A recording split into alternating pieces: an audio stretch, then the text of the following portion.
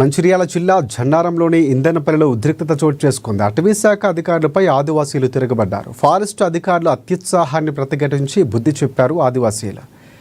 ఇక తమకు జీవనోపాధి అయిన అడవి తల్లిని తమకు దూరం చేయాలని అటవీ శాఖ అధికారులు చూస్తున్నారని వాపోయారు. ఇక తమ అటవీ ఉత్పత్తులైన వెదురు తడకల్లో అటవీ శాఖ అధికారులు తీసుకువెళ్లే ప్రయత్నం చేశారు. కానీ తాము ప్రతిఘటించడంతో వెనుదిరిగి వెళ్లిపోయారన్నారు. కానీ తాము అటవీ శాఖ అధికారులు వేధింపులు భరించలేకపోతున్నామని తమకు సహకరించాలని ప్రభుత్వాన్ని వేడుకున్నారు ఆదివాసీలు.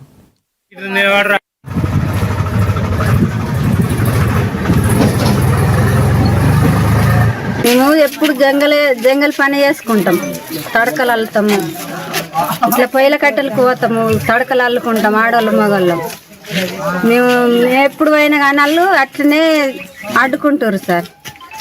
అడ్డుకుంటే మమ్మల్ని అసలుకే పోనిత్తలేరు. తడకలు అల్లుకున్నా కానీ అందరూ జమ చేసి ఇక్కడ పెట్టుకున్నా కానీ వచ్చి వేసుకపోతామని ట్రాక్టర్ పట్టుకొని వచ్చారు.